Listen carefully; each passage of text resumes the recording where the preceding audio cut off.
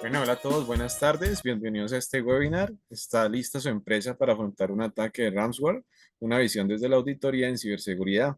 Durante una hora estaremos conectados donde tendremos la oportunidad de resolver las dudas que nos dejen por medio del chat o al levantar el micrófono. Este webinar es presentado por la unidad de posgrados de la Universidad de ICESI, en donde ya tenemos inscripciones abiertas y quienes estén interesados en tener más información, los invitamos a conectarse vía chat con nuestra asesora educativa, Gina Marcela Huertas, quien estará atendiéndolos. Gracias a todos por conectarse hoy con nosotros y procedemos a iniciar. Le damos la bienvenida a nuestro panelista el día de hoy, el profesor Juan Manuel Madrid Molina. El profe Juan Manuel es máster en seguridad de la información y estudiante de doctorado en gestión de la ciberseguridad, especialista en gerencia de informática e ingeniero en sistemas. También es auditor líder de la ISO 27001 de 2013, de CISM, CSXP, CSXF, CSXA y Cobalt Fight Fundamentals, profesor de tiempo completo del Departamento de Computación y Sistemas Inteligentes de la Universidad de ICESI. Es secretario del capítulo de Medellín de ISACA, miembro senior de la IEEE, instructor acreditado por APMG Internacional para los cursos CSXA y CSXF ISACA. Tiene más de 20 años de experiencia en seguridad de la información, con énfasis en gestión informática, forense y ciberseguridad. Profesor Juan Manuel, bienvenido a este espacio y tiene usted la palabra. Muchas gracias, José. A todos y todas los que se han ido conectando, bienvenidos a este espacio. La idea entonces es que podamos compartir en este ratico acerca de lo que, pues el tema del principal del webinar, que es, ok, estamos listos como empresa, pues como tal, para afrontar un ataque de ransomware. Y pues como vamos a ver un poquito pues cuando miremos todo esto, la pregunta es si va o no a ocurrir, sino más bien preguntarse un poquito cuándo va a ocurrir, para poder en tal caso ser proactivos y pensar antes, porque esto, como vamos a ver, a cualquiera le puede pasar. Entonces, ¿cómo vamos a afrontar el contenido? Vamos a mirar primero muy brevemente qué es el ransomware. Vamos a ver quién puede ser víctima de un ataque de ransomware. Cuáles pueden ser los vectores de ingreso o vectores o caminos de ingreso de un ransomware a la empresa. Vamos a ver algunos casos recientes que ha habido en Colombia. Y finalmente, pues cómo prepararnos tomando la visión desde el punto de la auditoría de ciberseguridad. Finalmente, pues entonces cerraremos con unas conclusiones. Muy bien, entonces arranquemos por ver qué es el ransomware. Si miramos el origen de la palabra, ransom es la palabra que se emplea en inglés por rescate monetario, es decir, es la cantidad de dinero o demás que tú pagas porque liberen a una persona secuestrada. A eso se le denomina un ransom. Entonces, cuando ya estamos hablando de ransomware, pues imagínense, ahí entonces estamos hablando de que de alguna manera hay una extorsión monetaria. Es un tipo de malware, es decir, software que ocasiona un efecto nocivo en los sistemas o en los computadores. Este tiene entonces la particularidad de que bloquea el acceso a la información de los computadores. ¿Cómo lo hace? Normalmente la cifra, es decir, la encripta con una clave sumamente fuerte, de tal manera que uno pues como usuario queda completamente aislado de su información a menos de que pague el rescate monetario. Y aún así no existe la garantía de que si uno paga el rescate le vayan a dar la clave para desencripción. Entonces pues ya luego vamos a ver cómo podemos protegernos un poco contra una cosa de estas. Bueno, digamos así, el ransomware está siendo en este momento explotado o está siendo, digamos, comercializado, porque se puede decir tranquilamente así, por grupos de crimen organizado. Existen más de 38 de ellos a nivel mundial. Y ellos ofrecen, pues como les decía, que lo ofrecen pues comercialmente, ofrecen el servicio, ofrecen la cuestión como un servicio, es decir, así como tenemos en servicios en nube, infraestructura como servicio, plataforma como servicio, etcétera, ellos ofrecen ransomware como servicio. Es decir, ellos ya tienen desarrolladas todas las herramientas y todas las plataformas de cobro, etcétera. Entonces, lo que hace la persona que vaya a atacar a la empresa es sencillamente comprarle el servicio a esta gente y luego entonces ya lanzar el ataque. Ya vamos a tener oportunidad de ver cómo se hace. Y ahorita se está acostumbrando mucho a emplear lo que se llama una táctica de doble extorsión en la parte de ransomware. ¿Qué pasa? El enemigo, en este caso, o el grupo de crimen organizado, primero se introduce a la red de la empresa, copia toda la información y luego la cifra. Y entonces, pues, ¿qué le dicen a uno? Ok, si no nos paga la plata, entonces, pues, por un lado, no le vamos a dar la clave de descifrado y por otro lado, vamos a publicar su información en la dark web o la vamos a hacer pública de tal manera que, digamos, se filtre o se violente, pues, por completo la confidencialidad de esa información. Entonces, por eso, doble extorsión, porque entonces, si no paga, mejor dicho, si uno tiene copias de seguridad y es capaz de recuperar la información, entonces por otro lado lo extorsionan a uno para no publicar esa información. Entonces, como pueden ver, digamos, la mala intención de esta gente, pues no conoce fronteras. Muy bien, ¿quién puede ser víctima de un ataque de ransomware? Como les decía en un principio, miren, prácticamente cualquier empresa que tenga datos y esos datos sean valiosos para ella, podría en algún momento ser víctima de un ataque de ransomware. Entonces, como les decía cuando abríamos la conferencia, la pregunta no es si esto va a ocurrir, la pregunta es más bien cuándo. Es decir, esto nos motiva a volvernos proactivos y a tratar de ver entonces cómo nos podemos defender contra esto. Es especialmente delicado cuando una ransomware ataca a lo que se llama puntos de infraestructura crítica, pues de una ciudad, un país, un departamento, etcétera. Fíjense, de acuerdo pues en este caso con el Instituto Nacional de Estándares de Estados Unidos, cuáles son las áreas de infraestructura crítica. La parte de arquitectura, agricultura y alimentos. Claro, en el momento en que nos llegue a faltar comida, imagínense ustedes, está todo lo que es la industria química y especialmente lo que es manejo de materiales peligrosos, hazardous materials. Si un ransomware, pues mejor dicho, llega a secuestrar o a cambiar de alguna manera parámetros de una planta de producción, entonces en determinado momento podría lograr pues que se produjeran sustancias nocivas o que algún reactor o alguna cosa dentro de la empresa estallara. Entonces imagínense la gravedad que tiene esto. Todo lo que sería la base industrial para la defensa, es decir, producción de acero, armas, balas, todo ese tipo, pues puede verse, pues en tal caso, mal afectado en caso de un ransomware. Las oficinas gubernamentales, ustedes lo habrán visto en noticias. Eh, Ciudades o departamentos o demás en otros países o inclusive también acá en Colombia que quedan paralizados sencillamente pues por el hecho de que toda la información está cifrada y no se puede acceder a los sistemas. Reactores nucleares, imagínense ustedes la gravedad de esto, cómo se queda un reactor nuclear sin control. La parte de comunicaciones, es decir, no solo ahí estamos hablando de teléfonos, internet, comunicaciones satelitales, etcétera. El sector financiero, imagínense ustedes pues un país sin poder hacer intercambios económicos, sin poder hacer retiros de dinero, consignaciones, movimientos, transferencias, etcétera. Toda la parte de manufactura crítica, los servicios de emergencia, aquí estamos hablando de servicios de salud como tal, bomberos,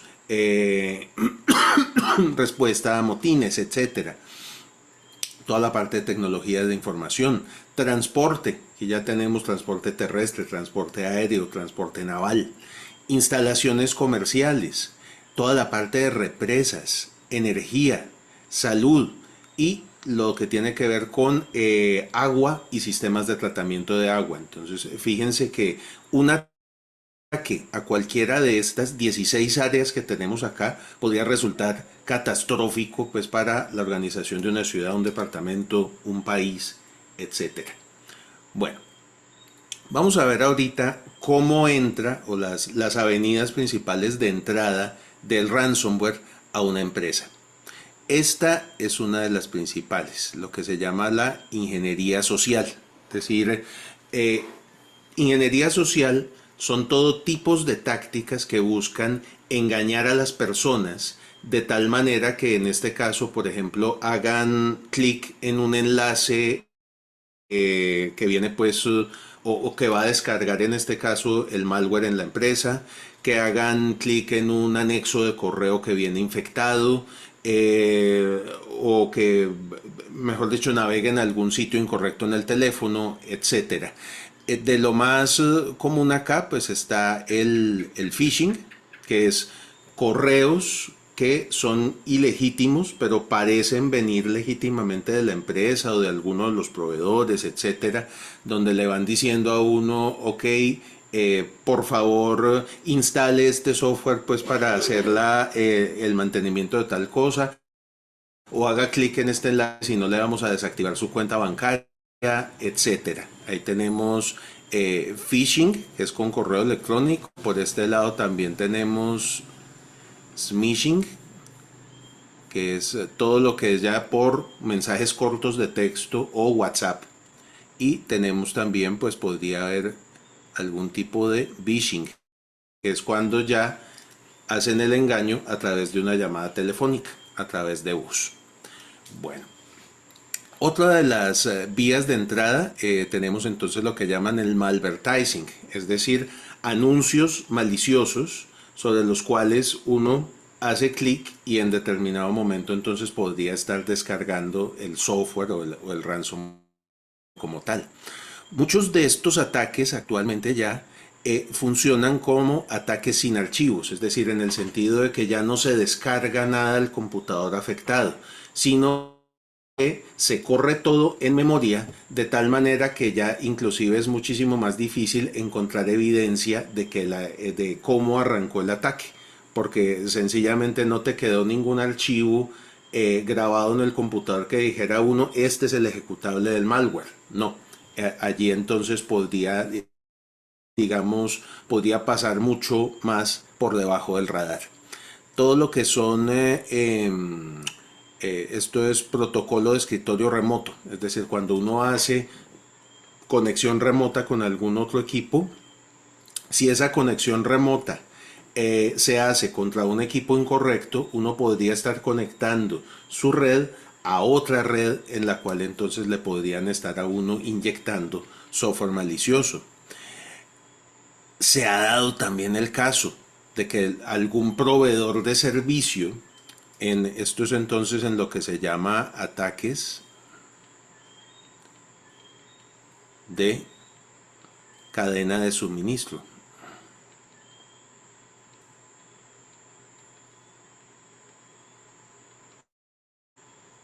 Como el ataque que se presentó el año pasado a IFX Networks, en el cual resultaron afectados algunas agencias del gobierno de nuestro país. Es decir, ahí el ataque no fue directamente a esas agencias del gobierno, sino que fue al proveedor de servicio. Entonces ya por utilizar estas otras empresas, ese proveedor de servicio, resultaron también afectados. Entonces este tipo de ataques de cadena de suministro también toca tenerlos en el radar. Puede presentarse una infección tipo drive-by, es decir, en la cual uno no tiene que intervenir para que ocurra nada. Sencillamente encender el computador en una red insegura o un computador que tenga una determinada vulnerabilidad que pueda ser explotada sin necesidad de que el operador de ese computador haga absolutamente nada. Es decir, sencillamente algún atacante puede meterse remotamente e inyectar el software. la descarga de software pirata. Esto siempre va a tener riesgo a ese respecto. Es decir, si uno roba software, que es el término, pues cuando uno está instalando software pirata, uno no puede fiarse pues de que pueda estar completamente limpio. Los famosos cracks que se utilizan pues también para crear claves de licencia o demás para activar software de manera ilegal, igual también podrían tener algún tipo de malware o de ransomware. El ransomware moderno va siempre ahorita a tratar de hacer lo que se llama movimiento lateral, es decir, una vez que él ha infectado en determinado momento ya a un computador de la empresa, él va a tratar entonces de moverse hacia computadores vecinos para poder, digamos, expandirse, encontrar más información e ir infectando, digamos, otros equipos. El malware puede venir ofuscado, es decir, en el sentido de que puede venir como, digamos, el código puede venir tan confundido que uno en determinado momento no podría enterarse de que eso es ransomware. Una vez me pasó con un cliente, una persona pues que fue víctima de un ataque de ransomware, en el cual el anexo sobre el cual hizo doble clic parecía una cosa que se llamaba fotos. Aparentemente eran fotos, pero resulta que finalmente lo que había ahí dentro era un script en JavaScript completamente ofuscado que si uno lo leía no podía, parecía más bien como un poema, imagínense. Y entonces me tocó pasarlo por un desofuscador de código para ver realmente cuáles eran las intenciones de eso, y resultó ser pues un cargador, es decir, lo que activó la persona fue el cargador que descargó el malware en el computador y finalmente hizo el daño. Y como les decía, ahorita ya es posible contratar a estos grupos criminales o los servicios del grupo criminal como ransomware como servicio. ¿No? Sencillamente lo que les dice, vea, es necesito tal y tal cosa para mandársela por correo, por ingeniería asociada a la gente, y listo. Cuando la gente pague, entonces nos repartimos las ganancias. Ahí está pues entonces el detalle. Les voy a mostrar ahorita un video de ejemplo donde vamos a ver entonces cómo ocurre un ataque típico de ransomware. Les voy a ir pasando el video y de vez en cuando entonces lo que voy a ir haciendo es parando y les voy explicando lo que va ocurriendo allí para que vean, porque este ejemplo es bastante completo en el sentido de que muestra inclusive hasta la parte de ingeniería social. Entonces voy a compartir acá de tal manera que podamos compartir el sonido. Listo. Compartir. Y por acá arriba tenemos el Anatomy of an Attack, que este es el video.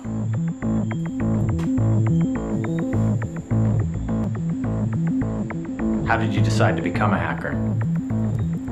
Well, I'm not really sure what it means to become a hacker.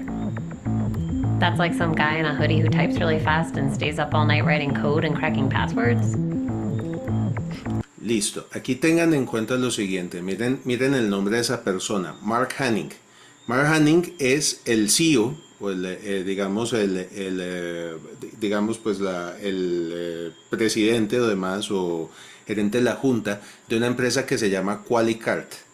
Lo primero que ha hecho acá la hacker es averiguar quién es la esposa de este señor, y la contactó por redes sociales haciéndose pasar por una amiga vieja del colegio. Entonces acá ¿qué va a tratar de ver? Pues básicamente cuáles son los gustos de la persona, etcétera. Todo trabajo de estos de hacking comienza por una gran cantidad de inteligencia. It's not me. I just spy on people and see what makes them click. It's not a bad job. Mark Hanning, CEO of Qualicart, set to report earnings after their blockbuster IPO. So you consider this a job? I put a lot of work into this. I'm not lazy. It takes research to figure out the key players, learn all about them. Acá, una cosa grave que tiene esta empresa, tiene publicado todo el directorio de empleados en el sitio web. ¿Esto qué quiere decir? Puede contactar posiblemente a todas estas personas. ¿Qué va a hacer ahorita la hacker? Va a ponerse en contacto con una de las personas de ventas de esta empresa y le va a pedir alguna cotización o algo. ¿Esto para qué? Para darse cuenta cómo son los correos oficiales de la empresa, para luego poder escribir un correo que sea creíble. Families, their friends, what they care about. You have to understand the company's organization. I get a lot of my information from the sales department because they're always so quick and eager. They're hungry. People Listo, trust. ahí tienen entonces, o ahorita le van a contestar. ¿Qué va a hacer ahorita la hacker? Miren, va a registrar un dominio muy parecido a qualicard.com, cambiando esta I por una L. Uno normalmente no se fija en esos detalles, pero como yo le digo a mis estudiantes de ciberseguridad siempre, el diablo está en los detalles. Es decir, cambiando esta I por una L, creó un dominio que es sumamente parecido y de esa manera podría en determinado momento hacerse pasar por alguien que está escribiendo desde el dominio legítimo. Too easily. They don't look at the details. I do.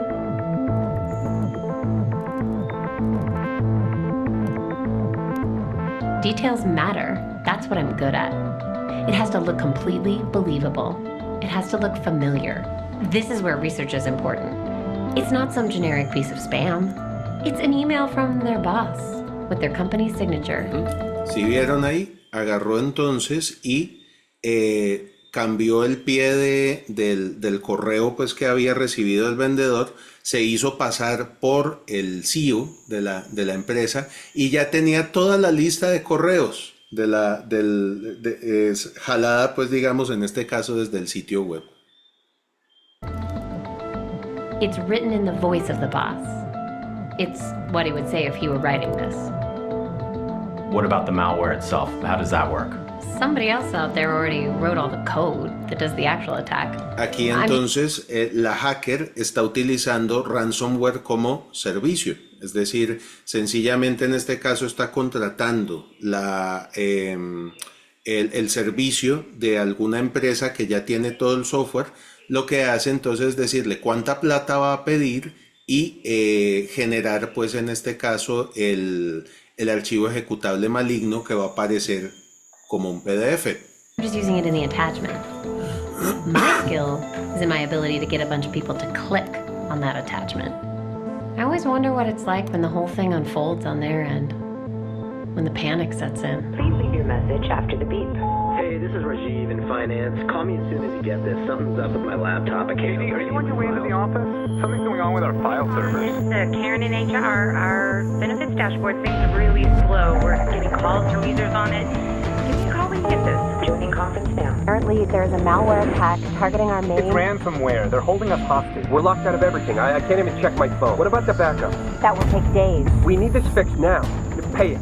We don't have a choice. We're reporting earnings in 2 hours. But how do we know Just that they'll... pay it. Put every single person on getting us back up and running. That's the only priority now. Okay, it's done. I have the decrypt key. Ahí tienen entonces ya todo el proceso en el cual mandó los correos, las personas hicieron clic en el anexo infectado, inmediatamente entonces comenzó a cifrar todo el contenido.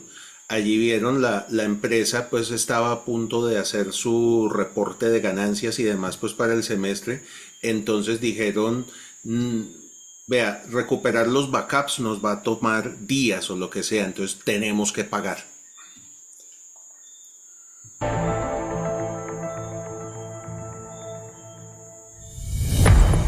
Mark, we have a big problem. The ransomware was just to distract us.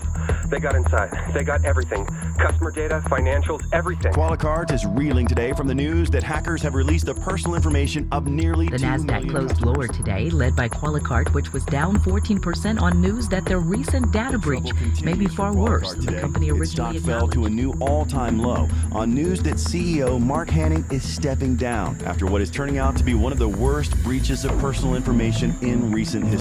Y ahí tienen entonces ustedes ataque de doble extorsión. Es decir, a pesar de que pagaron y toda la cuestión, publicaron la información en la dark web, ocasionando pues en este caso caída de la acción de la empresa y la renuncia del CEO.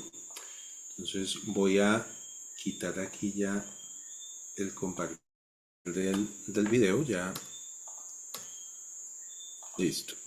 Ya por este lado estamos bien. Entonces es para que vieran, pues en este caso, cómo es el modus operandi, pues es bastante común, pues en este caso, de lo que sería un ransomware. Y estos son casos recientes que han ocurrido en Colombia, pues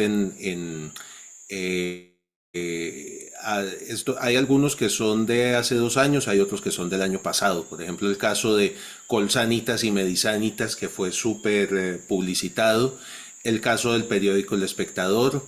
La Universidad Javeriana también fue víctima de un ataque de estos. El Colegio Bolívar, acá en Cali.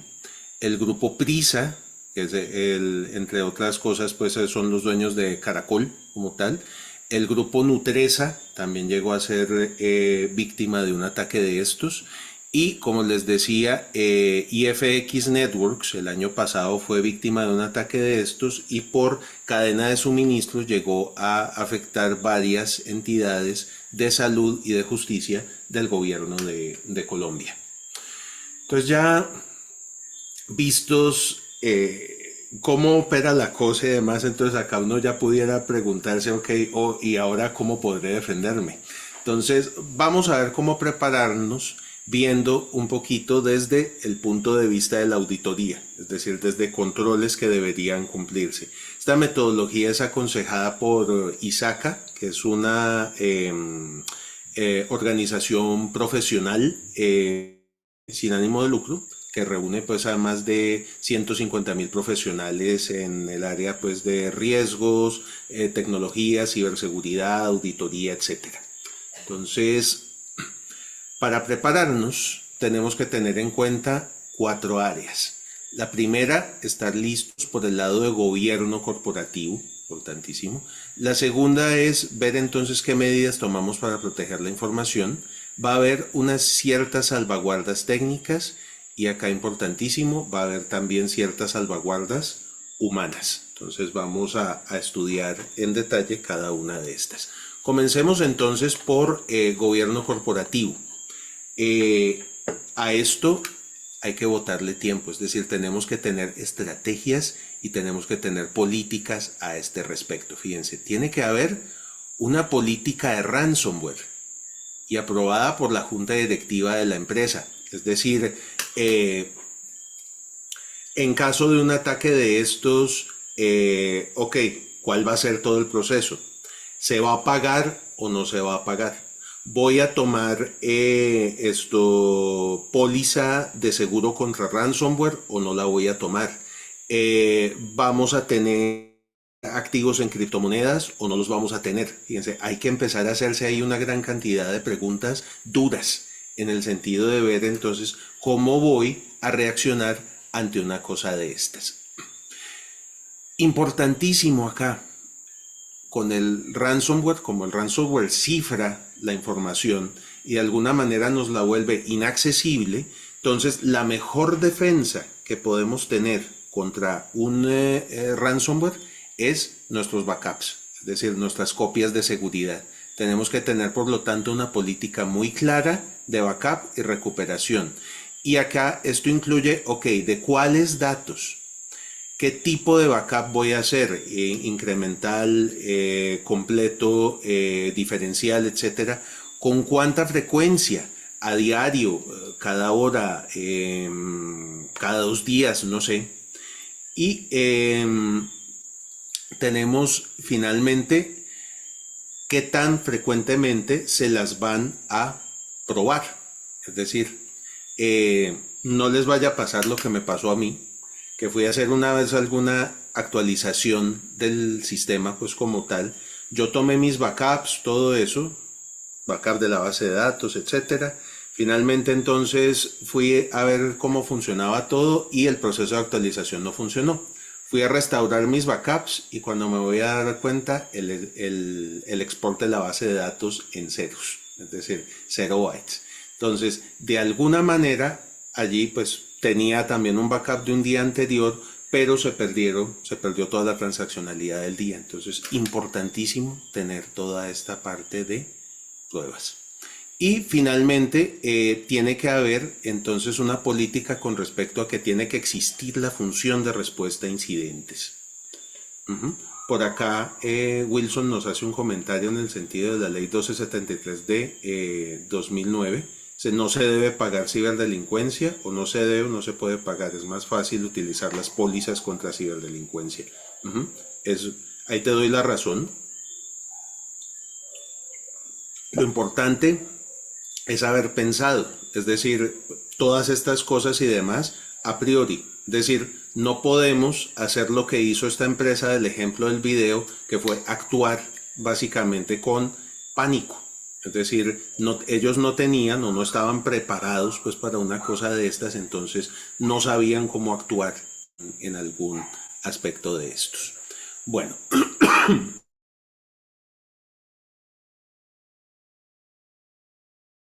Recuerden ustedes que lo primero que sufre cuando tenemos una crisis de estas es la verdad. Entonces, el comunicar a la gente, a los stakeholders o a las partes interesadas de manera clara y objetiva qué es lo que está ocurriendo, puede ayudar a evitar pánicos, malas informaciones, malinterpretaciones, etc.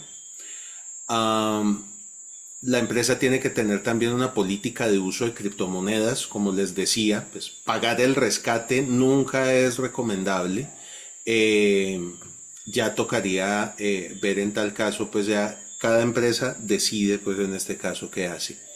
La política de parchado de los equipos también importantísimo, porque al nosotros parchar adecuadamente los equipos podemos mitigar vulnerabilidades que podrían ser en determinado momento empleadas por el malware.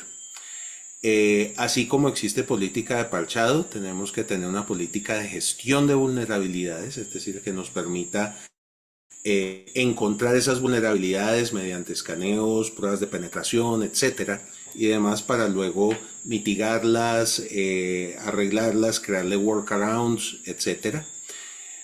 Tenemos que tener también información de inteligencia de ciberamenazas, es decir, para esto ya existen centros de inteligencia o servicios pues que emplean los grandes proveedores. Por ejemplo, tenemos el servicio de Talos de Cisco. Podríamos emplear también en lo que se llama OSINT, es decir, inteligencia de fuente abierta, etcétera. Es decir, lo que tenemos que hacer en este caso es estar conectados con esto y estar siempre mirando qué están ocurriendo, cuáles son las tendencias y demás, para poder estar protegidos y actuar con, digamos, de manera proactiva. Muy bien. Tiene que existir también una política de monitoreo de registros centralizados. Es decir, la idea acá es que toda la información de logs y demás de la empresa llegue a algún sitio donde la podamos procesar y podamos sacar conclusiones. Es decir, acá en este caso pues estaría yo recomendando el uso de lo que sería un SIEM, es decir, un sistema de consolidación de logs, no solo la consolidación, sino en este caso ya también emplear correlaciones y demás para que en caso de algún ataque de estos, nosotros podamos tener la información centralizada y ver entonces que un determinado número de alertas que se están generando puede ser todo causa del mismo evento. Y tenemos que tener también por acá una política de buena o de gestión de configuración, tratar de emplear las buenas o las mejores prácticas, como pueden ser los checklists de configuración del Instituto Nacional de Estándares de Estados Unidos. Podemos emplear también lo que se conocen como los benchmarks del Centro para la Seguridad en Internet, el Center for Internet Security. Ese material, todo este material que tenemos acá es gratuito y ustedes lo pueden acceder, pues digamos, para aprovecharlo de manera correcta.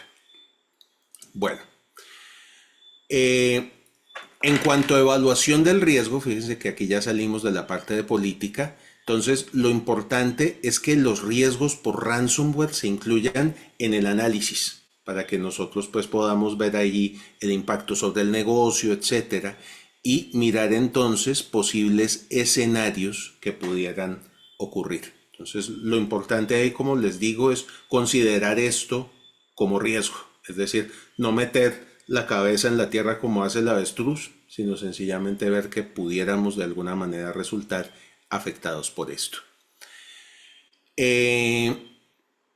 Tener muy actualizado lo que sería ya, en cuanto a protección de información, el inventario de activos, es decir, de tal manera que se bloquee el acceso a la información, de tal manera que solamente tengan acceso activos autorizados, es decir, equipos que hayan sido debidamente catalogados, protegidos, etc. Y uno ya, si lo requiere, podría determinar limitaciones adicionales al acceso, es decir, por ejemplo, que no se pueda acceder la información desde cierto sitio o a determinada hora o demás. Ahí ya tendríamos entonces, o ya tendría uno, con base en el análisis de riesgo, que determinar cuáles otras prohibiciones al acceso se pudieran determinar. Así como se tiene entonces el inventario de activos, uno de los activos importantes son, digamos, pues en este caso, los datos o las bases de datos. Importantísimo entonces acá ver de todos esos datos o de todas esas bases de datos, cuál es el valor de negocio, cuáles son los tipos y las clasificaciones de esos datos, es decir, ver si ahí tenemos datos públicos, si tenemos datos reservados, si tenemos datos sensibles, etcétera.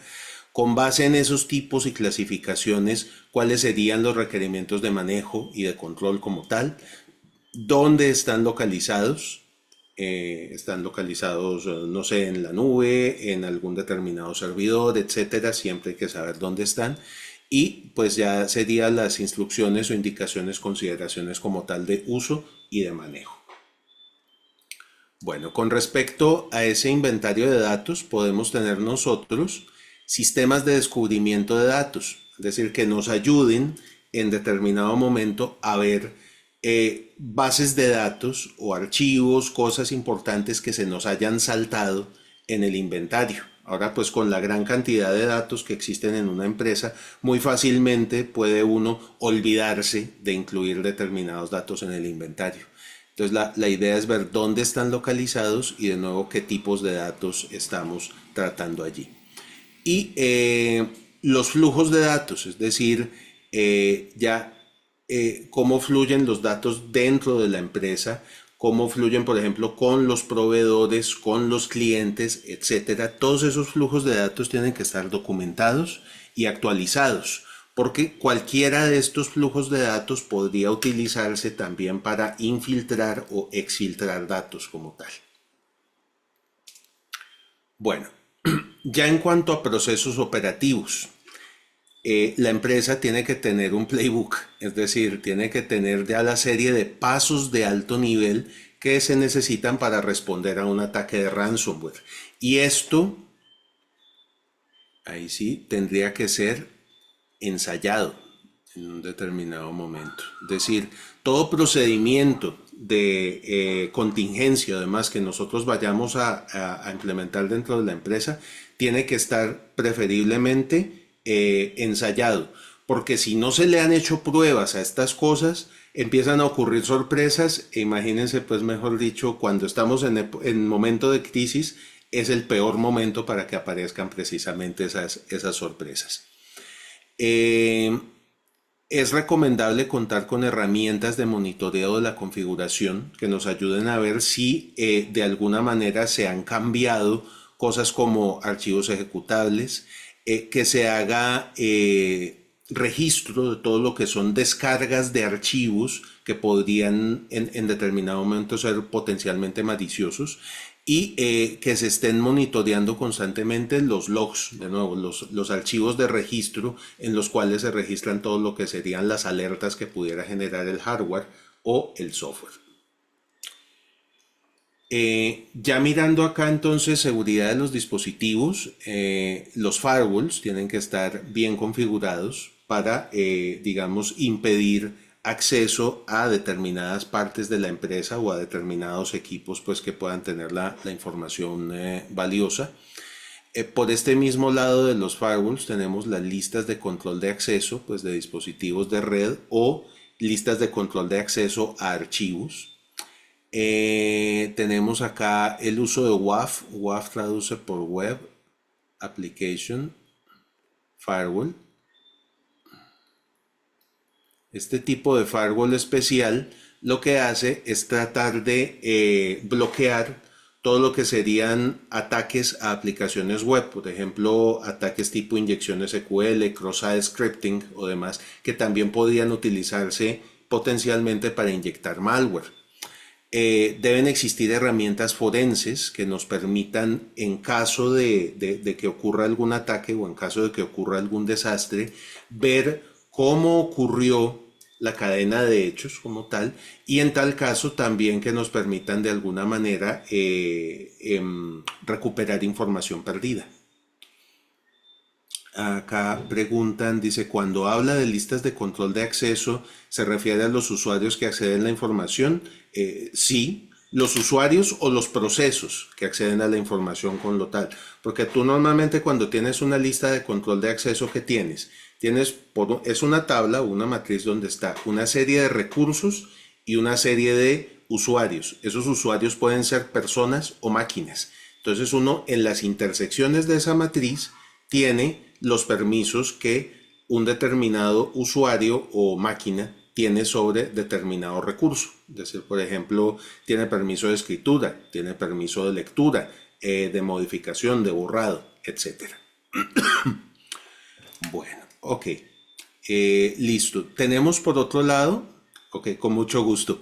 Tenemos por otro lado lo que sería listas negras y blancas de aplicaciones. Es decir, lo que uno pudiera hacer en este caso para hacer el trabajo más fácil es prohibir la ejecución de cualquier cosa que no esté explícitamente autorizada. Es decir, todo programa que se fuera a ejecutar legítimamente dentro de la organización, pues normalmente debería estar en lista blanca. Todo el resto, pues llegando a extremos, podría sencillamente prohibirse la ejecución de eso. Y los servicios de directorio tienen que estar también bien configurados, precisamente mirando por este lado lo que sería control de acceso. Es decir, qué entidades o qué usuarios o qué máquinas tienen acceso sobre qué recursos. Bueno, estas son otras técnicas que se pueden utilizar. Uno puede emplear soluciones de DLP o de prevención de pérdida de datos, que en este caso lo que hacen es revisar constantemente lo que son, por ejemplo, archivos que estén dentro de las máquinas para ver cómo se mueven, cómo están siendo modificados, etc. Pueden también hacer escaneos sobre la red para ver si estamos siendo víctimas de un ataque en determinado momento, y puede tener también protección en lo que se llama los endpoints, es decir, en las máquinas de usuario, para evitar, pues digamos, exfiltración o daño a información que pudiera ser valiosa. Esta también es importante, lo que se llama el Configuration Management Database, es decir, base de datos de gestión de configuración. Esto se refiere acá. Todos los equipos de la empresa, sean PCs, sean servidores, sean, no sé, enrutadores, switches, equipos de red o demás, deberían tener su configuración autorizada o demás en una base de datos central. ¿Esto para qué? Para tener uniformidad en la configuración de los equipos como tal, es decir, que no toque inventar la rueda cada vez que pongamos un equipo nuevo en la red a funcionar. Y por otro lado, estas configuraciones también nos pueden dar insights cuando ocurre un ataque acerca de por dónde se nos metieron, dónde podría estar el problema de configuración que creó una determinada vulnerabilidad. Tenemos los CIEMs, que ya los habíamos mencionado. Esto es por Security Information Event Management, es decir, sistema de gestión de eventos de seguridad de la información. Como les digo, es un equipo o un tipo de software que toma logs de todos los equipos o demás o de software que pueda estar moviéndose pues en la organización, consolida todos esos logs en una base de datos y pasa todas las entradas por lo que se llama un motor de correlación como tal. Entonces, la correlación permite que muchas entradas que pudieran estar relacionadas con una determinada evento puedan ser reducidas a una sola, y de esa manera entonces al administrador o demás se le muestra una sola alerta consolidada que resulta muchísimo más fácil de gestionar que 50.000 alertas repartidas pues por todos lados. Bueno, miremos acá algunas de las preguntas que están haciendo. Dicen: buenas noches, con la implementación de 27001 podemos certificar temas de ciberseguridad para temas de ransomware. Gracias. Yo diría que sí, es decir, todos estos controles que yo les estoy explicando acá son compatibles con la ISO 27001. Lo importante, como les digo, a este caso es que a todas las políticas que tengan incluidas dentro de la 27001, incluyan la política de ransomware como tal y consideren el ransomware en el análisis de riesgos. Ustedes recordarán que ISO 27001 arranca primero por allá con eso es en el numeral 5 o algo así, con la parte de concienciación, política general, es decir, que la gran gerencia de la empresa finalmente apruebe todo esto y estén apoyando constantemente esto. Y por allá, en capítulo 6, comenzamos a hablar acerca del análisis de riesgos. Entonces, en el análisis de riesgos debe estar incluida la parte de ransomware, Cristian. Lo pueden emplear tranquilamente para certificar esta parte. Otra norma o estándar o framework que en este momento pues está funcionando mucho para esta parte es el framework de ciberseguridad del NIST, que hace poquito precisamente publicó su versión 2, en la cual se le ha dado un realce muy alto a todo lo que son las funciones de gobierno. Es decir, fíjense que acá en gran parte de lo que les he expuesto como parte de preparación está la parte de gobierno corporativo. Bueno, perfecto. ¿Qué criterios o recomendaciones hacen por acá se deben tener en cuenta antes de realizar la implementación de un DLP? Yo he conversado de esto pues con compañeros de trabajo, compañeros de otras empresas y demás, y todos me dicen, de los que han implementado DLPs, que una de las cosas que tiene que estar clarísimo es las reglas con que lo voy a configurar. Es decir, si esas reglas no se tienen claras, el software no sirve de nada. Es decir, por ese lado entonces ya tengo que tener pues como que dice una política o algo, un procedimiento que me permita ver entonces cómo lo voy a configurar con las reglas correctas. Recuerden, sin eso correctamente definido, un sistema de DLP no sirve de nada. Bueno, y en cuanto a herramientas que recomiende yo de CMDB, hay tantas que ahí sí, pues, mejor dicho, no me atrevo, pues, digamos, como en este momento a enunciar alguna. Hay comerciales, hay también gratuitas que hacen muy bien el oficio. Bueno, ok. La parte de los logs, ya la habíamos mencionado. Bueno, en cuanto a gestión de parches, entonces tenemos que tener pues toda la cuestión de tecnologías de despliegue de parches que nos permitan pues digamos difundir un parche rápidamente pues entre todas las máquinas de la empresa pues que estén involucradas. Tenemos que tener nuestras soluciones de antivirus y antimalware al día. Emplear técnicas de sandboxing, que lo que quiere decir en este caso es si uno va entra algún software desconocido a la empresa, correrlo dentro de un ambiente de sandbox de tal manera que uno pueda fijarse, en este caso, si el software es maligno o no. Aunque hay software que es tan ladino a este respecto que se da cuenta de que está corriendo en un sandbox y ahí entonces no hace nada. Tú luego lo liberas y entonces ahí comienza el desastre. Está todo lo que son técnicas o soluciones de Endpoint Detection and Response, es decir, detección y respuesta en lo que son los endpoints o máquinas de usuario, impresoras, etcétera. Bueno, todo lo que sería equipos pues diferentes a los servidores. Está también técnicas extendidas con respecto a esto y para equipos móviles. Listas negras y blancas de aplicaciones y por este lado también habíamos mencionado reglas de firewall y logs que estaban en alguna lámina anterior.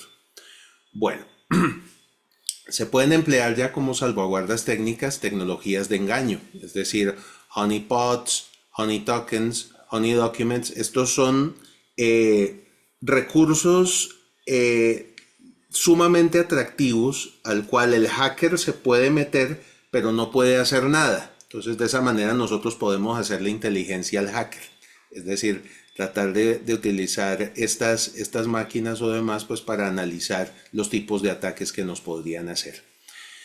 En cuanto a detección y prevención de intrusos, pues tenemos lo que son sistemas de detección de intrusos, sistemas de prevención de intrusos que operan a nivel de la red. Tenemos todo lo que es políticas de acceso a la red, de tal manera que equipo que no esté autorizado por política o que no haya sido ajustado para acceder a nuestras instalaciones, sencillamente se le niegue el acceso. Se pueden emplear también herramientas de captura de tráfico, estilo NetFlow o demás, para ver qué tráfico está pasando y si hay anomalías que pudieran estar indicando pues, el caso de un ataque como tal. Bueno, tenemos que tener también capacidades forenses en la red, es decir, tratar de capturar información y darnos cuenta qué es lo que está ocurriendo. La red tiene que estar correctamente segmentada para que en caso de que tengamos un ataque, digamos, ese ataque se pueda, digamos, confinar a un segmento, no que llegue e invada absolutamente toda la red.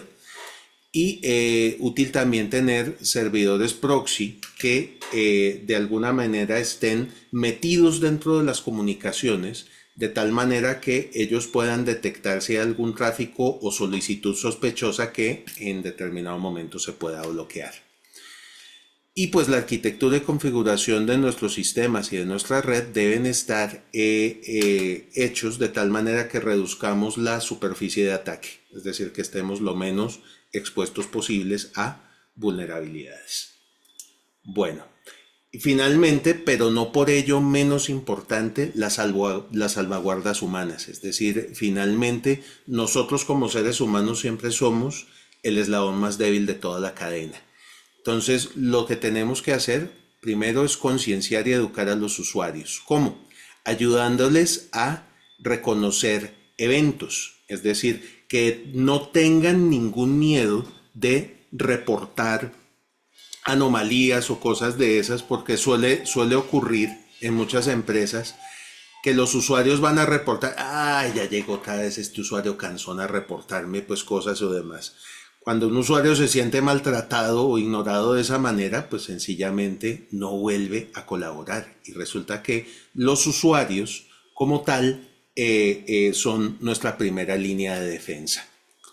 Y hay que enseñarles también en este caso pues también la parte de respuesta a incidentes, es decir, cómo reaccionar ante un determinado incidente de este tipo, y puede ser útil pues para las personas que van a estar al frente de esto, tener capacidades de negociación. Bueno, ya como grupo, entonces tendríamos que tener personal entrenado especializado para esto y tener muy claros nuestros puntos de contacto con fuerzas del orden, como lo que pudiera ser Fiscalía, Unidad de Delitos Informáticos de la Policía, centros de gestión de incidentes, etcétera, para que podamos reaccionar rápidamente. Esto pues también importantísimo, pues ya que cada persona, cada individuo sea consciente de su rol en el cuidado de la información. De ser ya de esa manera pues educarlos con respecto a lo que pudieran ser ingeniería social, toda esta parte de evitar compartir las contraseñas, cosas pues digamos sencillas que se pueden enseñar y que pueden tener un gran impacto pues en todo esto. Ya para concluir, pues ya vimos entonces un ransomware o un ataque de ransomware puede afectar a cualquier empresa y el impacto de esto puede ser demoledor, es decir, puede llevar tranquilamente a la quiebra de una empresa. Entonces lo importante acá es estar preparados. ¿Cómo? La parte de gestión de riesgos, como yo les decía por acá, es decir, tener en cuenta que este riesgo en determinado momento se podría materializar y teniendo entonces ya muy claro lo que es la parte de gobierno corporativo. Listo, entonces con eso termino mi intervención. Creo que quedaba por acá una preguntita de Juan Felipe pendiente por contestar.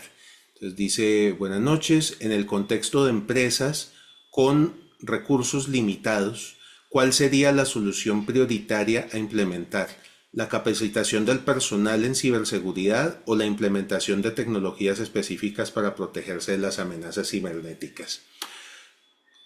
De nuevo, ahí toca hacer el análisis de riesgos, pero yo le pondría mucha importancia a la capacitación del personal y en cuanto a implementación de tecnologías, yo seleccionaría alguna o algunas que pudieran, digamos en este caso, con el análisis de riesgo, mitigar la mayor cantidad posible de ese riesgo.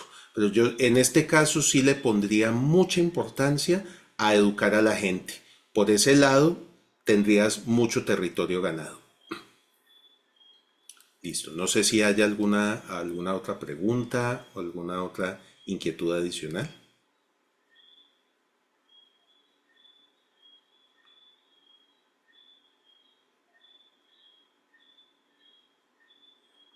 Es cierto, Lorena, uno se queda pensando mucho acerca de estas cosas, pero eso es lo importante, que de esta charla hayan salido un poquito cabezones, un poquito, lo que digo yo, medio paranoicos o con sanas inquietudes, como suelo decir yo, que alguna cosa de estas les lleve entonces pues ya a compartirlos y actuar. Dice Wilson por acá, muchos fabricantes como Google y Fortinet tienen programas para usuario final de manera gratuita. La protección de tecnología es necesaria para reducir el error humano. Sí, es decir, la tecnología ayuda y también es importantísimo, pues como les digo, la educación. Preguntan, ¿se puede acceder a la grabación en algún lugar? No sé pues quién nos está acompañando. Qué pena, la interrumpo. Sí, profe, esto pues va a entrar en un proceso, van a hacer una pequeña edición de estos videos y van a subir Sí. al canal institucional, pero entonces sí van a poder acceder a la grabación. Ok, entonces van a poder acceder a ella vía YouTube en el canal institucional de la universidad. Listo. Ok, si ahí quedan entonces pues mis datos de contacto. Si en algún momento pues quisieran contactarme, pues con mucho gusto puedo ampliarles información pues acerca de lo que vimos en esta conferencia. Pues con eso termino. Les agradezco mucho por su atención y pues quedas tú con la palabra, José. Bueno, muchas gracias, profe. Bueno, muchas gracias a todos por conectarse a esta transmisión de este webinar. Estuvo muy bueno, la verdad. Y queda uno, como dice este profe, con sanas inquietudes. Ok, Es que sí, esa manejamos es bases de datos en marketing, sí, la verdad, sí, muy interesante y lo deja uno pensando mucho, la verdad, sí. Pero bueno, muchas gracias, profe, a usted por compartir esa valiosa información y muchas gracias a todas las personas que nos acompañaron. Recuerden seguirnos en todas nuestras redes sociales, en Facebook, YouTube, Instagram y LinkedIn, que aparecemos como Universidad ICESI. Y nos vemos en una próxima oportunidad. Que estén muy bien. Bueno, igualmente que estén muy bien.